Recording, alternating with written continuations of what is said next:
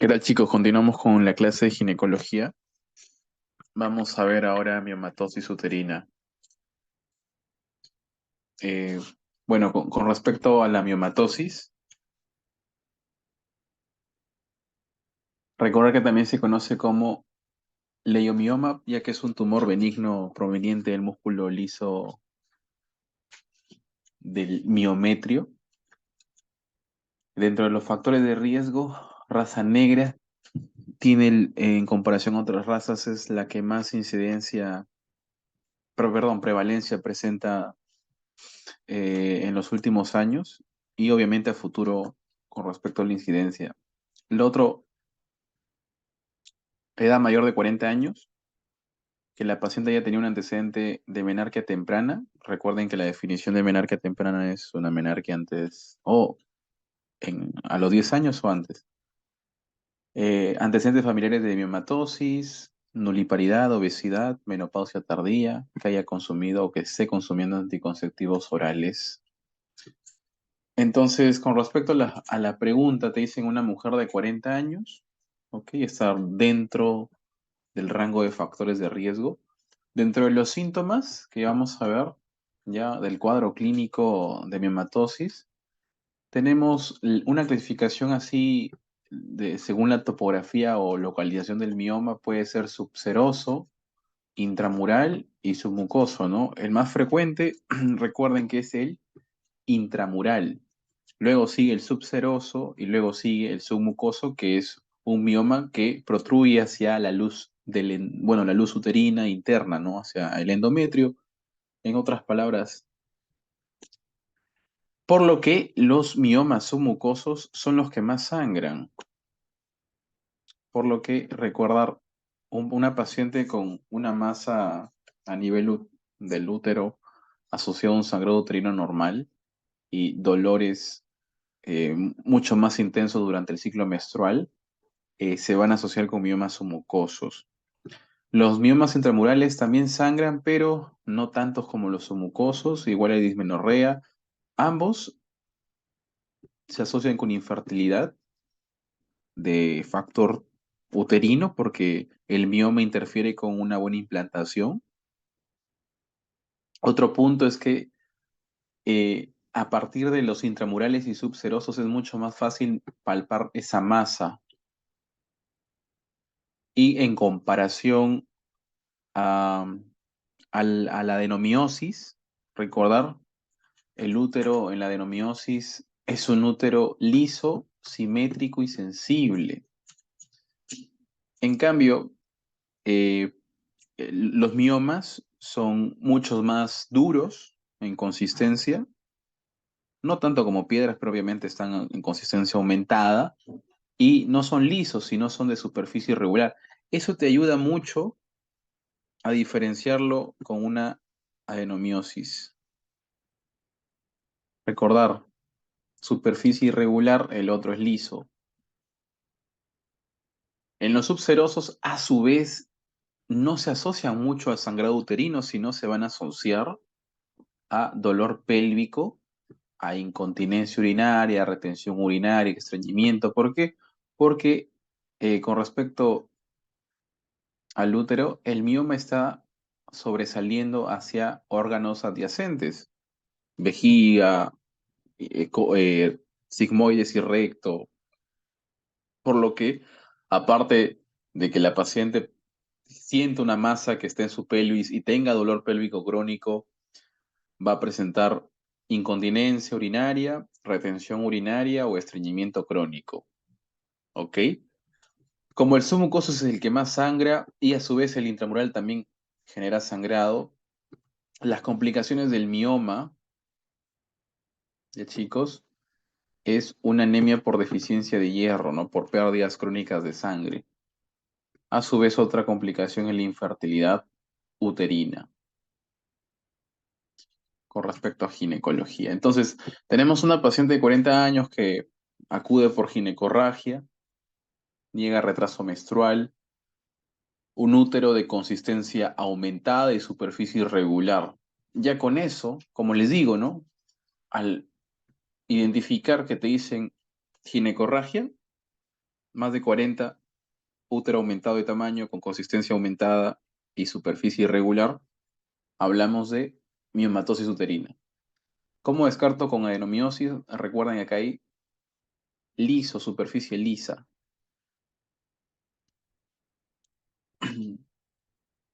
¿Ok? Eh,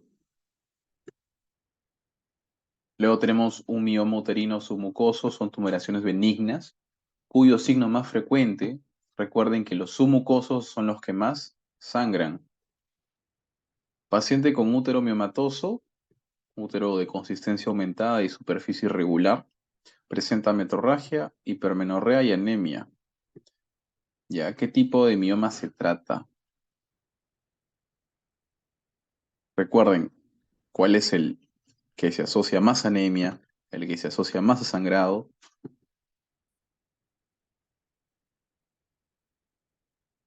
El submucoso. En cambio, si te dicen un paciente con útero miomatoso asociado a dolor pélvico crónico, a incontinencia urinaria y estreñimiento, marcaría subseroso. ¿Ok?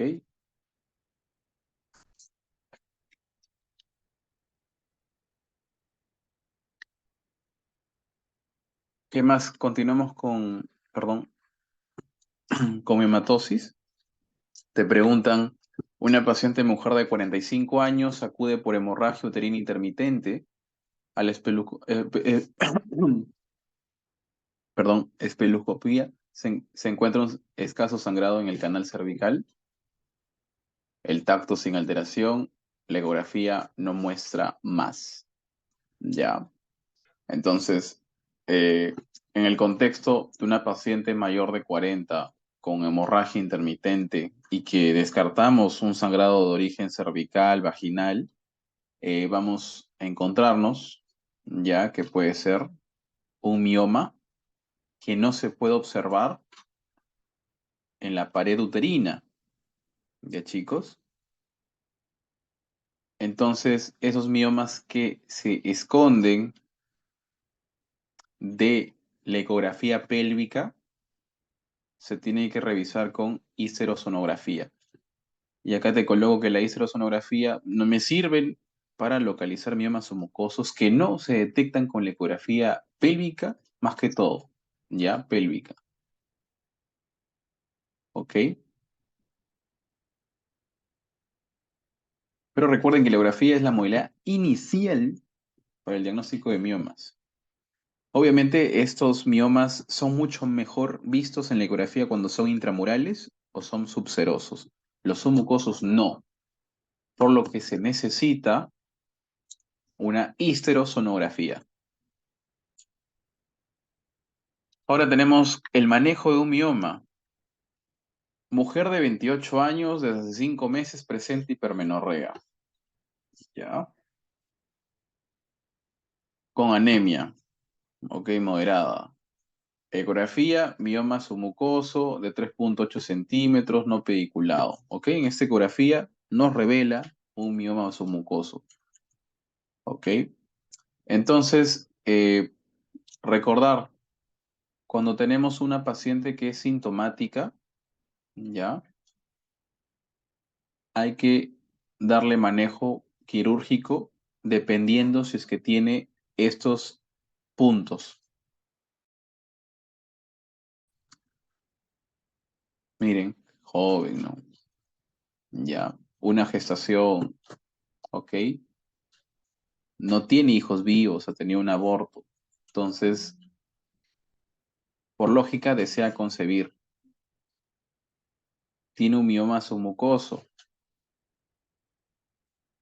de 3,8 centímetros. Está menor a 3. No.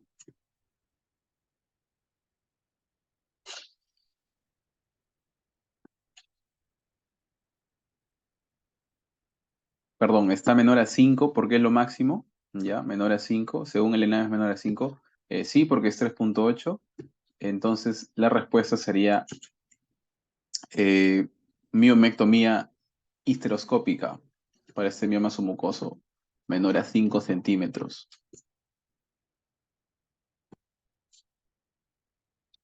Recuerden que ya los miomas que son más de 5 centímetros se tienen que hacer por la parotomía. Paciente de 30 años que refiere sangrado ginecológico de hace 10 meses, desea concebir, acá sí te lo dicen, en la histerosonografía un mioma submucoso intracavitario de 2 centímetros. Lo mismo, ¿no? Recuerden, menos de 5 centímetros, miomectomía por histeroscopía, ¿ya? Si te dicen un mioma subseroso de 10 centímetros, tiene que ser una histerectomía abdominal, ¿ok? O laparotomía y miomectomía, mejor dicho, ¿ya? Si no desea concebir, histerectomía abdominal. Recuerden, no desea concebir de frente, histerectomía. Una paciente de 50 años que ha tenido 5 hijos, etcétera, etcétera, ya. Sí o sí tienen que manejarlo, recuerden, con histerectomía abdominal. Recordar que la presencia de anemia, ¿sí? Asociado al mioma es una indicación quirúrgica, ¿ya chicos?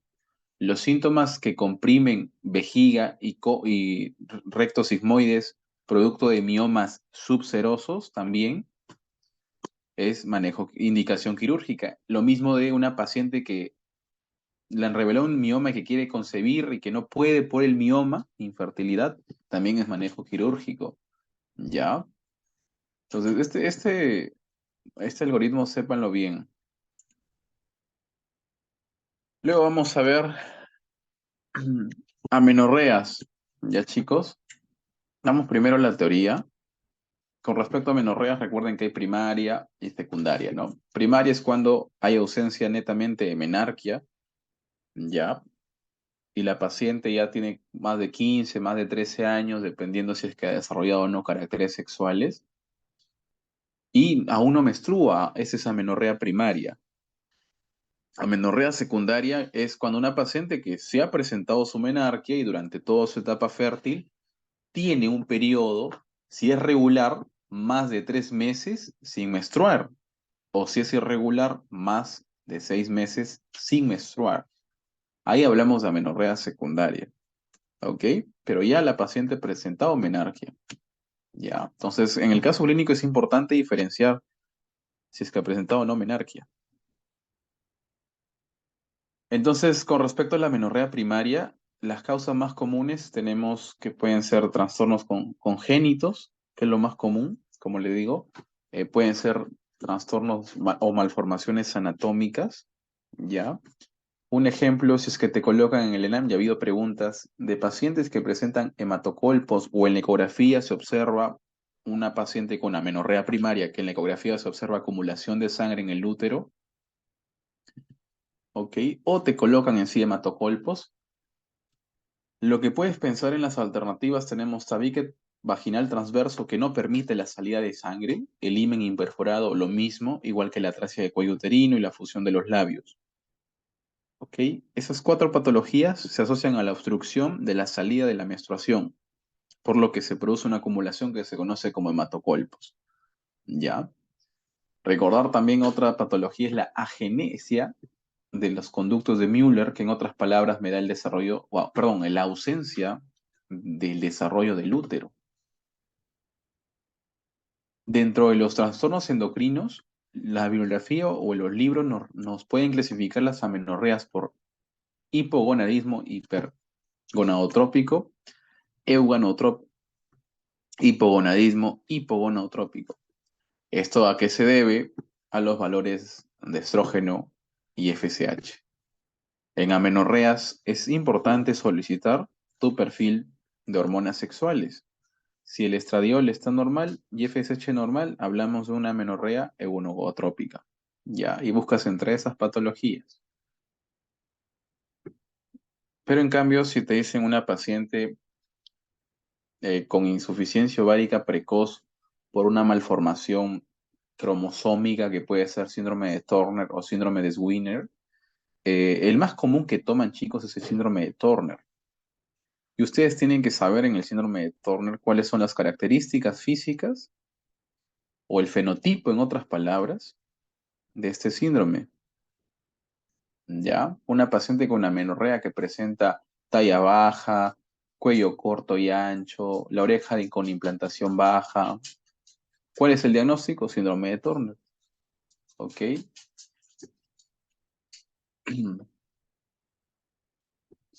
Eso es con respecto a los hipogonanismo hipergonadotrópico. Recuerden que acá el paciente con síndrome de Turner, su ovario está mal formado, por lo que no produce estradiol y eso genera que nuestro hipotálamo, ya mediante sus neuronas magnocelulares, produzcan mayor liberación de FSH desde la adenohipófisis, ¿no? Ya recuerden que aumenta la hormona liberadora de hormonas sexuales en el hipotálamo y luego esta va a las celulitas eh, de la adenohipófisis y liberan FSH, ¿no? Como recuerden, retroalimentación negativa porque ha bajado el estradiol, por lo que es un hipogonadismo hipergonadotrópico. Lo mismo acá, la FSH y estradiol están normales, ¿ya? Tenemos como síndromes congénitos el síndrome de insensibilidad androgénica, ¿ok? O un síndrome de ovario poliquístico muy temprano, desde la pubertad. O una hiperplasia suprarrenal congénita también, ya chicos. Esto está repetido, ya. Otro punto que ha venido también en el ENAM es el síndrome de Kallmann, ya. Recuerden, un paciente que presenta amenorrea primaria asociado a anosmia, o sea, bueno, ausencia de olfato o disminución en el sentido del olfato, a su vez con malformaciones del paladar como paladar hendido, y en la ecografía se revela agenesia renal, pero todo esto asociado a menorrea primaria, hablamos de síndrome de Kallmann, ya que es una malformación genética con respecto, chicos,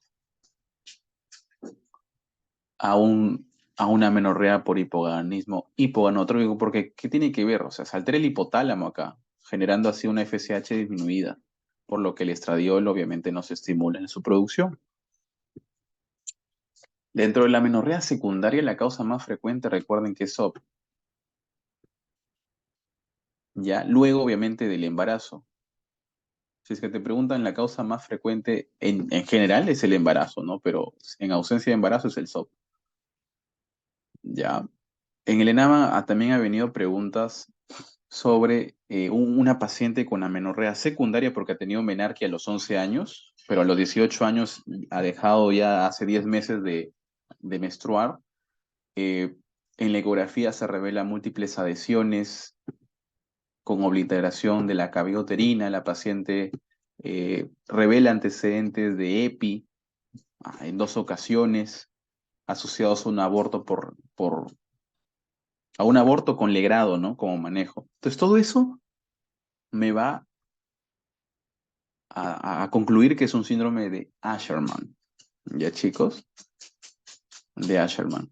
Recordar también, si es que tiene una amenorrea secundaria con clínica de hipotiroidismo, paciente que ha aumentado de peso, que es intolerante al frío, que tiene la piel seca, se le cae el pelo, etcétera, hablamos de una amenorrea por hipotiroidismo. Igual con una amenorrea, una paciente femenina por hiperprolactinemia. ¿Ya? Ahí, además de la menorrea secundaria, se asocia con galactorrea y cefalea, más náuseas y vómitos. Recuerden que la causa principal es un adenoma en la hipófisis. Entonces, el adenoma produce hipertensión endocraniana crónica que genera cefalea y náuseas y vómitos. El aumento de prolactina obviamente bloquea toda la retroalimentación de las hormonas sexuales produciendo amenorrea y a su vez produce mayor producción de leche, no vale la redundancia, generando galactorrea.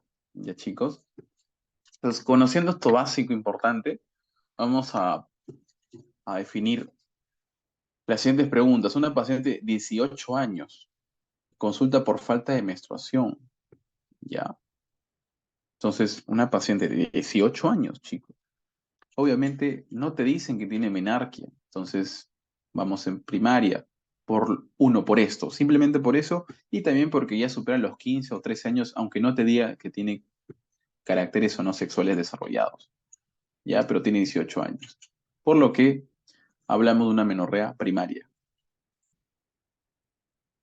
Paciente de 17 años con ausencia de menstruación. Igual acá es una menorrea, perdón, primaria. Ya, estamos ante una menorrea primaria. Talla baja, mamas subdesarrolladas, ¿sí? Entonces no hay caracteres sexuales desarrollados. ¿Supera los 13? Sí, tiene 17, es una menorrea primaria. ¿Ya, chicos? Entonces, en esta menorrea primaria, además de no tener caracteres sexuales desarrollados, tiene talla baja, cuello corto y ancho. ¿Qué les decía sobre eso? ¿Cuál es el diagnóstico? Síndrome de Turner. Ya recordaron, síndrome de Turner.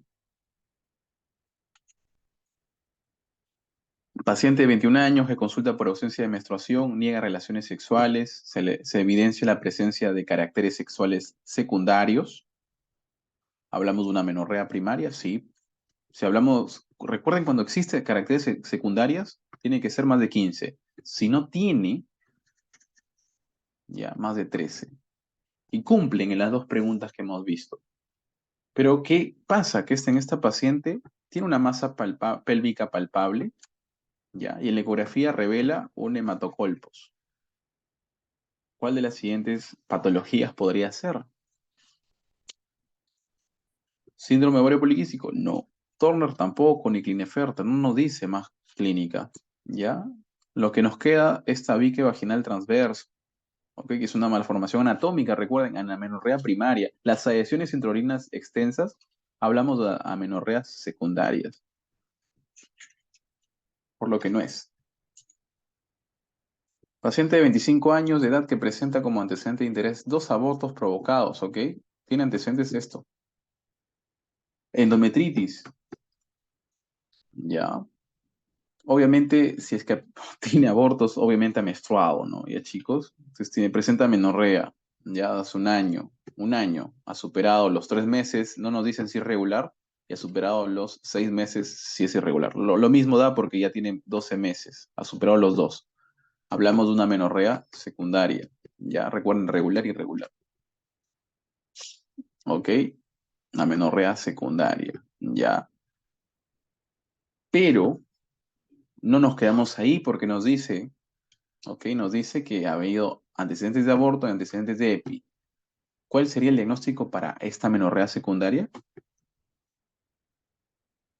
Recuerden el síndrome que tiene que haber antecedentes de EPI, aborto o legrados, que genera adhesiones extensas secundarias a estos mismos enfermedades o procedimientos, ¿no? Que es el síndrome de Asherman, perdón.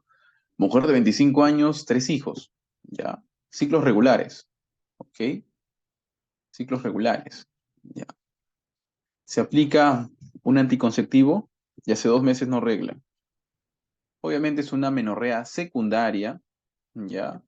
Aunque no se cumple exactamente lo que dice la OMS, pero obviamente por el anticonceptivo y el ser regular es una menorrea secundaria por un anticonceptivo. ¿Ya, chicos? Una paciente de 18 años con amenorrea, paladar hendido y anosmia, ¿cuál lleva?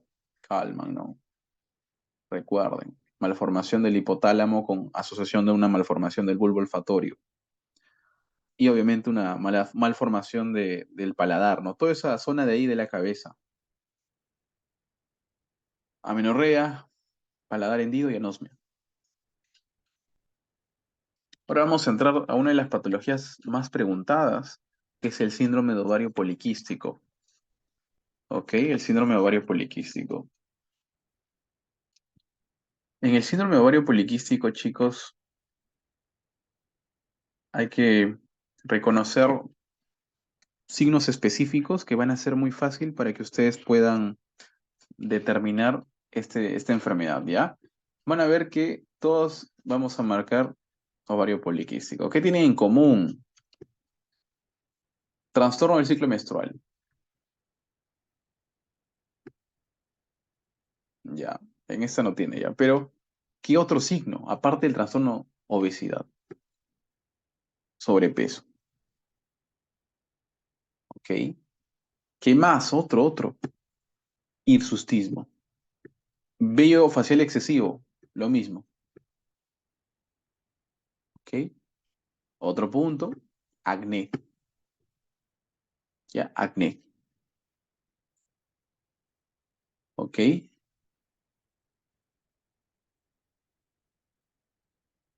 Acné. ¿Ya, chicos? ¿Qué más? ¿Qué más? Em, Acantosis nigricans. ¿Qué es un signo de qué? De resistencia a la insulina. ¿Ok? Entonces, como pueden ver, tenemos, bueno, si es una niña de 10 años con sobrepeso y acantosis nigricans, el ovario poliquístico me puede producir pubertad precoz, ¿ya, chicos? Pubertad precoz. Ya, y asociarse a menorrea primaria también, ¿ok?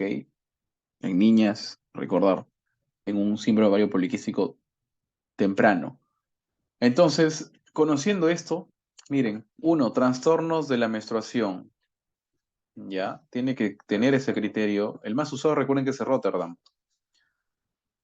Signos de hiperandrogenismo, hirsutismo, acné, son los principales. También a veces alopecia, ¿no? Alopecia de tipo masculina en mujeres. Ya recuerden, hirsutismo, que es el aumento de vello facial en zonas que son masculinas, bigote, barba, en otras palabras. En la presencia de acné y puede haber no alopecia.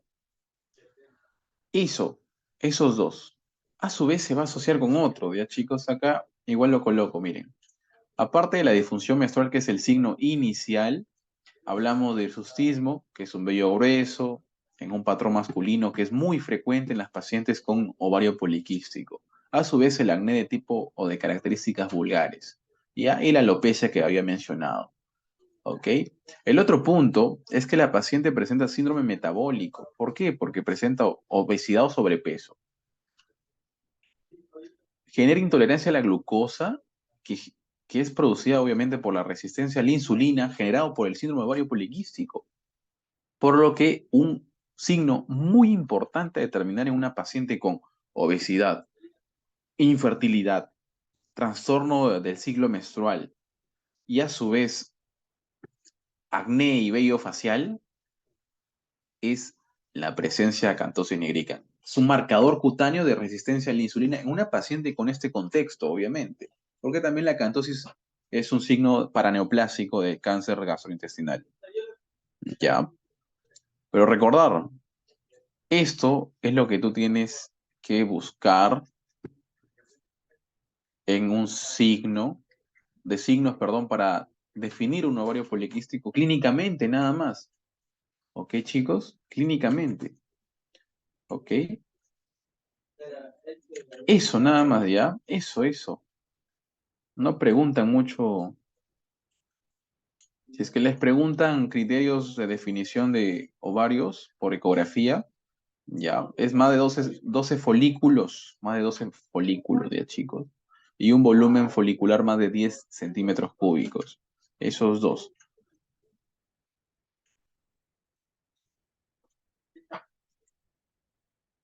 Entonces, en el manejo del ovario poliquístico, aparte de regularizar las hormonas, porque el ovario poliquístico fisiopatológicamente, recuerden que existe más LH en comparación al FSH, de forma relativa, ¿ya? Hay más FSH que, perdón, hay más LH de FSH, ¿ok?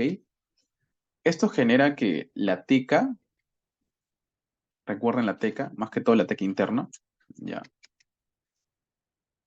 Que es una de las responsables de la producción de andrógenos, ¿ok? De andrógenos, que luego obviamente esos andrógenos ingresan a las células de la granulosa y producen célula granulosa y producen estrógeno, ¿no? O estradiol, ¿ya? Pero ¿qué pasa? Al haber un aumento de la LH, obviamente uno se altera todo el ciclo menstrual, por lo que hay trastornos de la menstruación, ¿ya? ¿Qué más? Los andrógenos empiezan aumentar porque la teca es mucho más sensible al LH. En cambio, la célula de granulosa es mucho más sensible al FSH. Por lo que la teca produce más andrógenos y como hay muy poca FSH, la célula granulosa no produce tanto estrógeno. Entonces, se acumulan los andrógenos y esto produce el hiperandrogenismo, que es el acné, ¿sí? La alopecia y el hirsutismo. Ya. Como hay un trastorno del ciclo menstrual, ¿por qué? Porque obviamente la ovulación. No se da, chicos, porque recuerden que para la ovulación que tiene que haber un pico, ¿no? De estas dos hormonas. No hay, no hay ovulación. Por eso las pacientes son infértiles, ya, infértiles. Por lo que para tratar su infertilidad, más que todo es infertilidad, ¿qué se utiliza pues, como inducción de la ovulación? Clomifeno. Toda paciente con ovario poliquístico que desea concebir esto, ¿no? Clomifeno. Entonces, cuando te preguntan cuál es el medicamento indicado para inducción de la ovulación, clomifeno. Si la paciente no desea concebir, tú le puedes dar anticonceptivos orales combinados, que es el manejo preferido, ¿no? Para las pacientes con SOP, ¿ya? Porque trata los problemas de hiperandrogenismo, porque le estás dando estrógenos a la paciente y regularizas, obviamente, su ciclo menstrual, ¿ya? Ahora vamos a ver, creo que es el último, bueno, es el penúltimo tema. Perdón, falta, ¿no? Ya, bueno, vamos a ver prolapso o distopias, ¿ya? Prolapso o distopias. Recuerden que en el prolapso o distopia vamos a hablar de una paciente ya de edad avanzada, entre comillas, multípara, principal factor de riesgo y que hayan sido sus partos comúnmente vaginales. ¿Qué más? Que esté en la, más que todo no menopausia, sino en la etapa postmenopáusica del, ya, postmenopáusica, ya, o sea, mayor de 50 años en común. Ya, chicos, mayor de 50 40 años, dependiendo, ¿no? Obviamente, cuando haya dicho su menopausia, ya, pero ese es el promedio. ¿Qué más? Que sea obesa, porque la obesidad es un factor que eleva la presión intraabdominal y como la falta de estrógenos, la multiparidad ha desgastado el piso pélvico o lo tiene muy flácido, una obesidad, un estreñimiento, una tos crónica por EPOC, genera un prolapso, en otras palabras, ¿ya? Recuerden que el prolapso anterior puede ser del uretrocele, cistocele, el superior del histerocele y enterocele, y el posterior del rectocele y enterocele, también lo mismo. Entonces, una mujer de 52 años, fumadora, padece de estreñimiento y pierde orina de esfuerzo. Acá estamos hablando de incontinencia urinaria, que ya lo vamos a ver cuando llevamos urología. Antecedente de dos partos vaginales, ¿ya? Recuerden, mayor a dos partos, multípara. Examen distopia de grado 2. ¿Cuál es el factor de riesgo más importante? Hemos hallado estreñimiento y partos vaginales y edad avanzada, ¿no? Pero el más importante, recuerden que es multiparidad. Multípara, factor de riesgo más importante. 40 años, consulta por sensación de bulto en genitales. Ese es el motivo de consulta que te colocan siempre en el ENAM para estos casos. Presenta cuando hace esfuerzos físicos, ¿ya? Hay una protrusión en la pared vaginal anterior y posterior. ¿Cuál es el diagnóstico? Si es anterior, lo más común es que sea cisto. Recuerden, cisto o uretro, ¿ok? Pero te dicen posterior. Entonces, se descarta estos porque están solitos. Nos queda letra A y letra D. Pero al decir posterior, acá no veo posterior y acá no más, ¿no? Bueno, también por descarte marcamos la letra D, ¿ya? Pero recuerden que posterior también puede ser rectocele o enterocele. Entonces nos quedamos con cisto rectocele. Recuerden que los síntomas que más se asocian al prolapso son sensación de bulto, presión o pesadez en vagina. O la paciente refiere a una protrusión en la masa, de una masa, ¿no? En la misma vagina que supera el introito, asociado a incontinencia urinaria más que todo de esfuerzo, al toser, al reírse, ¿ok? También incontinencia fecal y dispaneruria, ¿ya? Así se observa en el examen físico. Entonces, las preguntas se van a basar mucho en el PopQ, ¿sí? En el PopQ. Entonces, recuerden, el PopQ tenemos grado cero, que se refiere a la longitud total de la vagina menos 2, ¿ok? La longitud total de la vagina menos 2 es grado cero. Grado uno es un prolapso menor a menos uno. Grado 2 es un prolapso entre más uno y menos uno. Entre más uno y menos uno se encuentra el himen, ¿ok? El himen. Grado 3 es un prolapso mayor, obviamente, de más uno, ya, pero menor a la longitud total de la vagina menos 2. ¿Y chicos? Recuerda, ahora lo vamos a aplicar ya en las preguntas. Yo me lo grabé para el ENAM con este gráfico. Si ustedes están ahí dando el examen en este gráfico, si les preguntan cuál es el grado de distopia. Al leer esto, de frente hacen su gráfico de memoria nada más. Grado uno, grado 2, grado 3, grado 4. Ya, siempre coloquen menos uno entre grado uno y grado 2, más uno entre grado 2 y grado 3, y acá la longitud total en la vagina menos 2 entre grado 3 y grado 4. Entonces te colocan, ¿no? Una paciente mujer de 70 años con sensación de bulto en la vagina, con una pared anterior de la vagina que protruye por fuera del introito, ya te lo dicen, ya. Por lo que afuera del introito ya suponemos que es más de grado, ¿es grado 2 o más de grado 2? Punto BA más 3, ¿ya? Y una longitud total de la vagina de 6 centímetros. ¿Ya, chicos? Siempre te van a dar un punto y siempre te van a dar la longitud total de la vagina. Tú lo que tienes que hacer es simplemente 6 centímetros, ¿no? 6 centímetros menos 2, 4. Entonces reemplazas,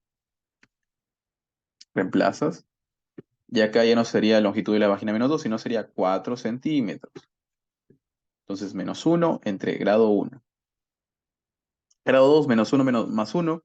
Grado 3 es más uno más 4. Ya, ese sería tu grado 3. Y mayor a más 4 centímetros sería tu grado 4 para esta paciente. Pero si te dice que tu punto más alejado, que es el punto BA, está en más 3, ¿dónde se coloca? Está menos de más de 4 centímetros. O sea, es grado 3. ¿Ok? Con eso, chicos, no van a dar vueltas. Ya, otra vez para que lo sepan aplicar. De frente, grado de distopia, ya, hago mi cuadrito al lado de mi hoja. Ya, te dicen longitud de la vagina 6, 7 centímetros, ya. Entonces, resto me sale 5, ¿no? Entonces, aquí es 5 centímetros. Grado 2 a grado 3, entre más uno a menos uno. Grado 3 es de más uno a más 5, ¿no? Y grado 4 es mayor a 5 en esta paciente. Como su longitud de punto más alejado es más 6 es mayor a más 5, claro. ¿Qué grado es? Grado 4. Ya, así, nada más. Ahora otra vez, te dicen, ¿qué etapa corresponde a los siguientes hallazgos? Punto B, siempre te dan solo un punto y una longitud total de la vagina. Te hacen 8 y 8, ¿ya? Entonces, aquí es 6 centímetros porque restas 8, longitud total de la vagina menos 2, 6 centímetros, ¿ok? Y tu punto más bajo es más 8. ¿Supera los 6 centímetros? Sí, que es grado 4 o etapa 4, ¿ya? Ya, chicos. Entonces, te vienen obviamente para prolapsos te vienen estas preguntas para definir cuál grado es. Ya te le dije la manera más fácil de aplicarlas. Y luego tenemos ya el manejo de tratamiento. Ya vamos a revisar. En los prolases vaginales anteriores, ¿sí? Que pueden ser uretrocele o cistocele, si es que son grado 1 y grado 2, el primer manejo, chicos, es bajar de peso si es que la paciente tiene en su caso clínico como obesidad, ¿ya? Y es grado 1 y grado 2, ¿ok? Luego sigue observación y luego hacer ejercicios de Kegel. En grado 3 y 4 es manejo quirúrgico, que se hace colporrafía anterior, igual con la cistocele. ¿Ok? En otras palabras, en conclusión, ¿no? Un prolapso vaginal anterior, grado 1 y grado 2, bajar de peso, observación y ejercicios de Kegel o pesario vaginal. Si es grado 3 y grado 4, un prolapso vaginal anterior, una colporrafía anterior.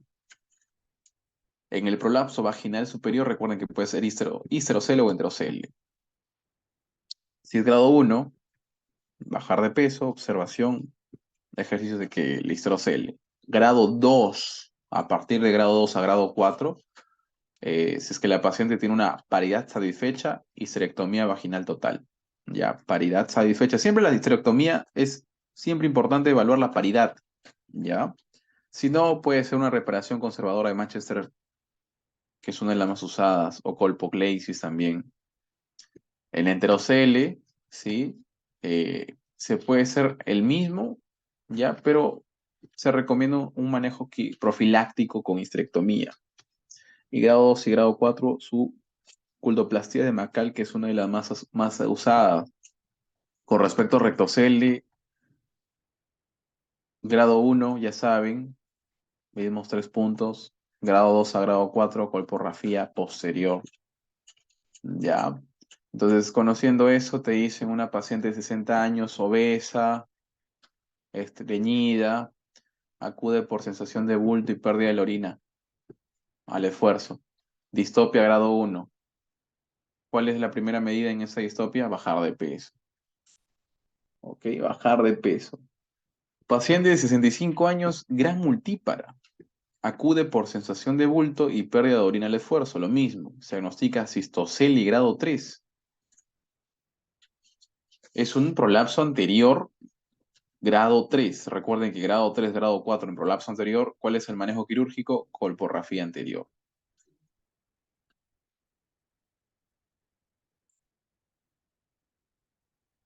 Ya, chicos. Luego tenemos una niña con dolor abdominal súbito. Si te dicen niña o adolescente con dolor abdominal súbito en la fosa ilíaca derecha, náuseas, vómitos, ok, uno piensa es apendicitis, ¿no? Pero recuerdan, no te dan fiebre, ¿ya? Además es súbito el dolor, ¿ok? Y además acá te dicen que se palpa una masa y hay signo de remolino en la ecografía pélvica. ¿Cuál es el diagnóstico? Quiste ovárico pedículo torcido. O en otras palabras, una torsión ovárica anexial, ¿no? Asociado a quistes, en su mayoría. ¿Ok? La mayoría de pacientes tiene menos de 50 años, afecta el lado derecho. Tiende a ser una masa ovárica mayor de 5 centímetros, el factor de riesgo más importante. Cuadro clínico, un dolor abdominal agudo, súbito, ¿ok? Náuseas y vómitos, la masa anexial que puede ser palpable, o que la paciente refiera como antecedente masa anexial, ¿no? O quiste ovárico ya diagnosticado como antecedente. Ya. Como les digo, la fiebre no es tan importante aquí, no tanto, recuerden de forma teórica, ¿no? Que la fiebre se asocia cuando el ovario o la torsión ha pasado horas y ya está necrótica, ¿ya? Pero es una comparación con la apendicitis, ¿ok? Recuerden que el signo de remolino se asocia a esa torsión ovárica o pedículo vascular torsionado también. O aspecto de Diana también a veces preguntan. Ahora vamos a acabar con una patología oncológica muy preguntada en ginecología, ¿ok? Que es la lesión intraepitelial de cuello uterino y el cáncer de cuello uterino.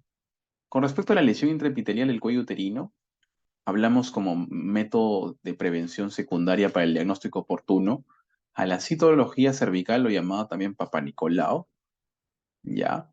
Que está indicada en todas las mujeres de 21 años a 65 años como cribado de rutina.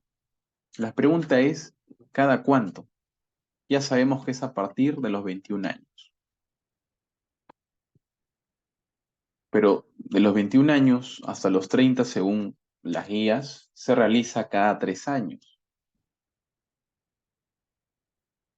En las mujeres que tienen 30 a 65 años, ya, 30 a 65 años, ¿ok? Recuerden, esto es un punto, ya, nos quedamos hasta ahí. Vamos abajo. La prueba de BPH. ¿Desde cuándo se recomienda una prueba de BPH? A partir de los 30 años a más. Entonces, subimos aquí. Si la paciente tiene más de 30 años, ya, y se va a realizar una prueba de BPH y a su vez un Papa Nicolau, ¿sí? Recuerden, mayor de 30 años.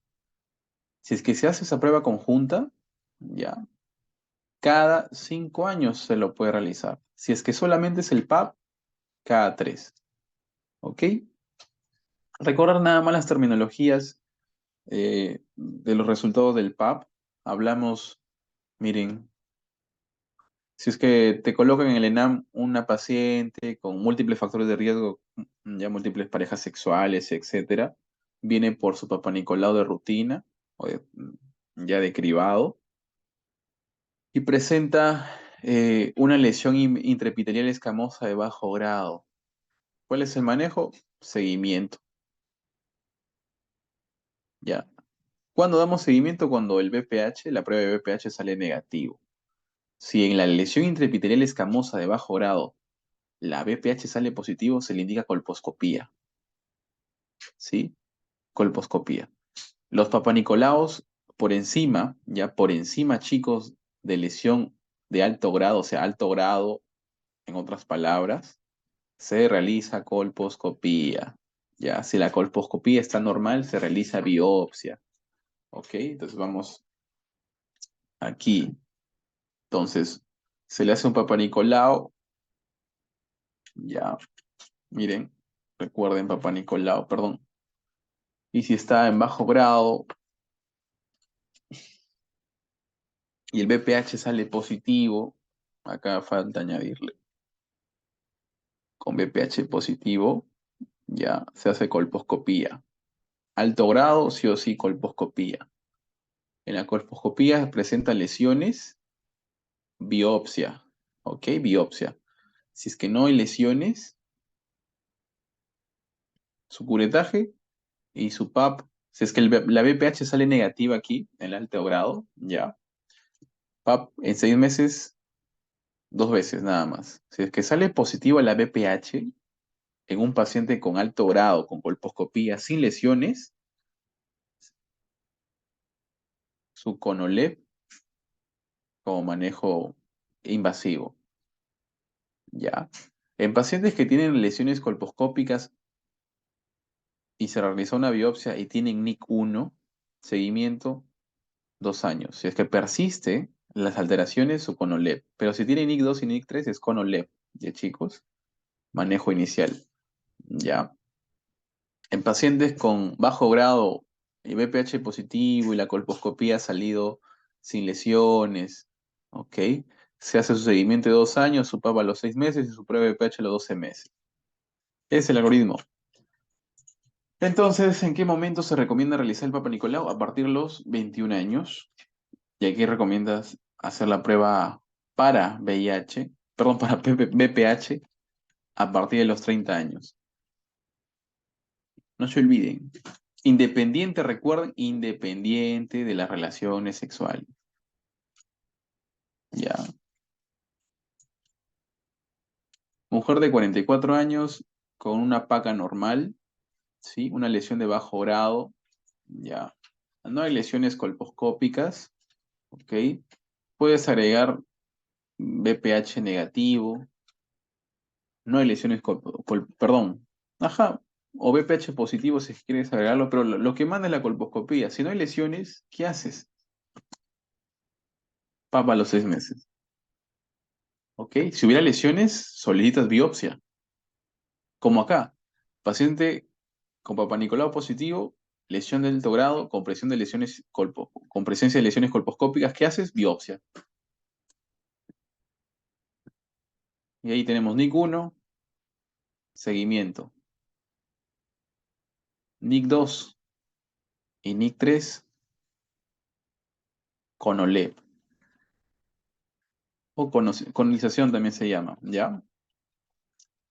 Recordar.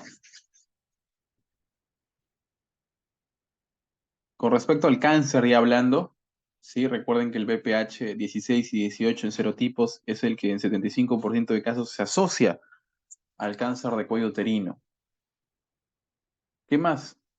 Mayor número de parejas sexuales, que fume, que haya iniciado tempranamente el coito, que en la OMS se define con menos de 19 años. De iniciado el coito es un factor de riesgo para cáncer de cuello uterino. La multiparidad, infección por VIH, el uso de anticonceptivos orales y antecedentes de enfermedad de transmisión sexual, como herpes. Ya. Recordar, chicos, y que la paciente obviamente no se haya hecho prueba de detecciones. Nunca se haya hecho un Papá Nicolau, un ejemplo. Ya. Clínicamente tenemos sangrado, metrorragia, puede haber leucorrea persistente, hay sangrado poscoital, hay dolor, ya. En en el manejo con el espéculo hay una masa exofítica, si hay invasión ya a las vías urinarias o al colon, hematoquesia al colon, vías urinarias hematuria. ¿Ok? Entonces, ya conociendo esto, respondemos una paciente que refiere un inicio de relaciones sexuales de forma temprana, o sea, antes de los 19 años. Ha tenido múltiples parejas sexuales. En el Papá Nicolau se encuentra coilocitos, o sea, es algo normal. El factor más importante para el cáncer de cervix, ¿cuál es?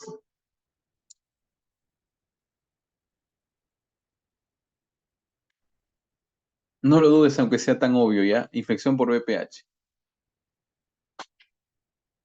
Mujer indigente de 45 años con mal olor en genitales, diagnóstico de cáncer de cervix. Cuando tenía 25 años fue violada y no acudió a ningún control médico. ¿Cuál es el factor más importante para desarrollar cáncer de cervix? La VPH. Ya. Entonces, cuando te pregunten, independiente del caso que te pongan, pero te colocan cuál es el factor más importante para desarrollar cáncer de cervix, ¿cuál es? VPH. Serotipo 18 y 16. Mujer de 42 años, inició sus relaciones sexuales a los 13 años, un factor de riesgo. Ha tenido 12 parejas sexuales, factor de riesgo. Recuerden que promiscuidad, hablamos de más de 2 parejas sexuales en menos de 6 meses. Ya. Con hábitos nocivos de alcohol y tabaco, más factores de riesgo, presenta dispaneuria y sangrado vaginal, ¿no? Entonces, no lo dudes, cáncer de cervix, ya. Igual, mujer de 52 años, desde hace 6 meses presenta ginecorragia asociado al coito, o sea, poscoital probablemente, y su último eh, periodo menstrual fue hace 4 años, ya. Aquí he puesto una pregunta para que no duden en cómo diferenciar cáncer de cuello uterino de hiperplasia endometrial o si es que está cáncer endometrial, ¿ya? Pero estos son solo uno.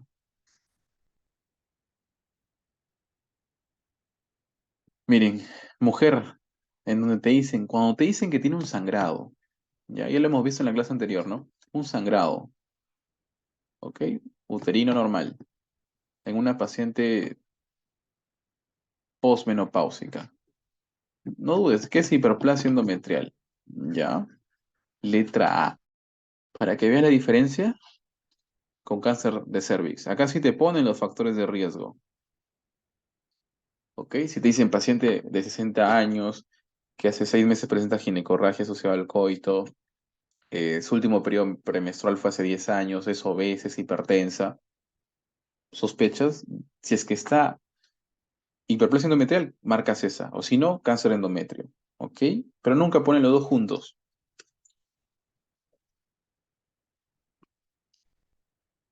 Chicos, nos vemos para el domingo para otra clase de pediatría.